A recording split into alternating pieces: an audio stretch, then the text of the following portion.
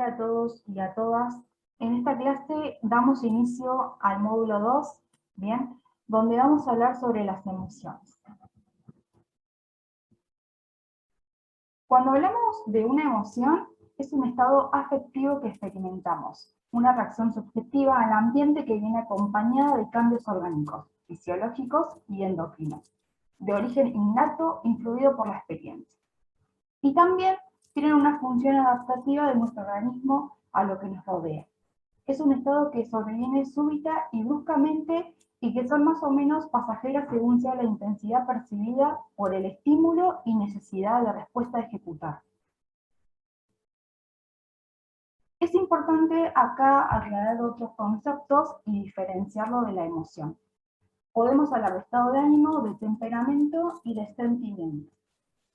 Cuando hacemos referencia al estado de ánimo, son disposiciones estables y perdurables en el tiempo de nuestras sensaciones y percepciones del entorno, que no determinan tan intensamente nuestra forma de percibir y de actuar como las emociones, las cuales suponen una activación más fugaz y arrebatadora.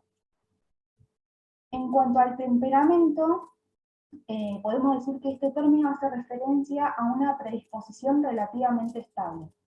Está ligada a factores biológicos, ¿sí?, que determinan los parámetros habituales de respuesta emocional de cada individuo. Y por último, el sentimiento es el lenguaje común que muchas veces utiliza esta palabra como sinónimo de emoción.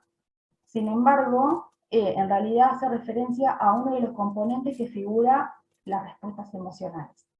Los sentimientos constituirán las partes de estas reacciones emocionales que se someten a la reflexión consciente y a las que se les asigna una etiqueta convencional, por ejemplo, un nombre.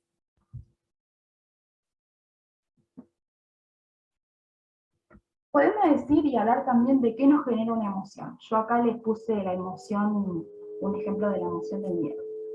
Cuando nos encontramos ante un estímulo que nos provoca miedo o temor, nuestro cuerpo reacciona activándose, de manera que estamos preparados para cualquier reacción de lucha o huida que sea necesaria desarrollar a fin de protegernos. ¿Qué quiere decir esto? Que frente a determinada emoción que aparezca, nuestro cuerpo va a responder de una determinada manera. Si nos ponemos a pensar en las emociones, en este caso tenemos el miedo, también está la felicidad, ¿sí?, el desagrado, tristeza, entre otras, pero las más comunes serían esas.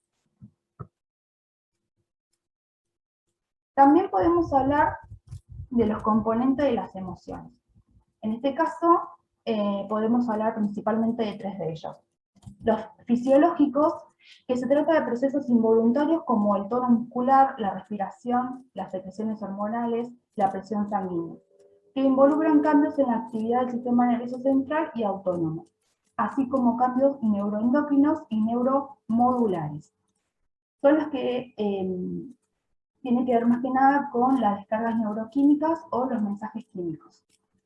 Estos van a ser los causantes de los síntomas, como por ejemplo recién vimos, frente al miedo, cómo vamos a reaccionar. ¿Bien? Otro componente es el componente cognitivo, que es el procesamiento de información tanto a nivel consciente como inconsciente, que influye explícita o implícitamente en nuestra cognición y en nuestra vivencia subjetiva de los acontecimientos. Y los conductuales son las expresiones faciales, movimientos corporales, el tono de voz, el volumen, el ritmo, que determinan conductas distintivas que corresponden a cada emoción, ¿sí? Frente, por ejemplo, a la emoción de felicidad, nuestro rostro se va a ver una sonrisa, ¿bien?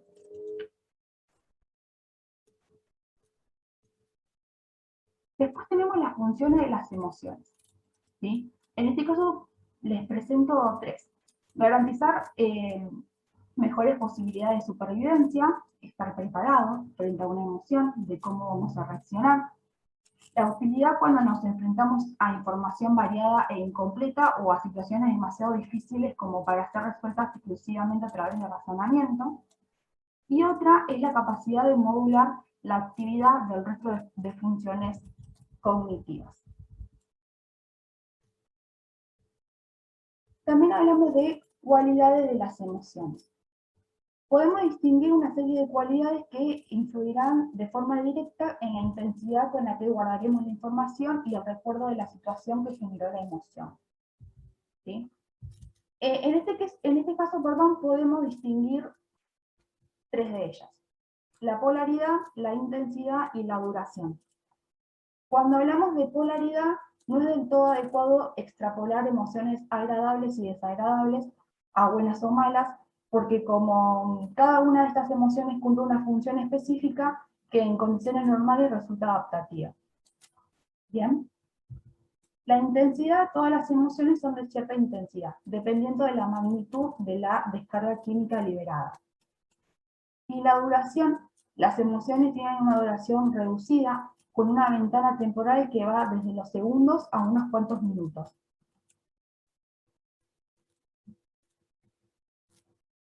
Bien, y vamos a hablar ahora del papel de la memoria en cuanto a las emociones. Bien, nosotros acá podemos hablar dos tipos de memoria a modo general: la memoria declarativa o explicativa y la memoria procedimental o implícita. En la primera, la memoria declarativa es la que nos permite tener una imagen o un recuerdo puntual, la que nos permite, por ejemplo, narrar una experiencia. Y en la memoria procedimental o implícita es la que nos permite realizar actividades aprendidas, como por ejemplo vestirnos o andar en bicicleta. Bien.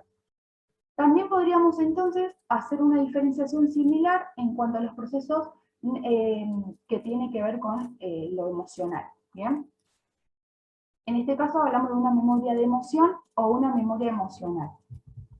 La memoria de emoción sería un tipo de memoria consciente y explícita. Se recuerda haber experimentado tal emoción, pero ya no se la reproduce. Y la memoria emocional es implícita y puede ocurrir sin contenido consciente, es decir, sin recordar nada puntual de forma consciente. Bien, hasta acá entonces hemos llegado con la clase de emoción. Cualquier consulta nos vamos escribiendo por el campus. Muchas gracias.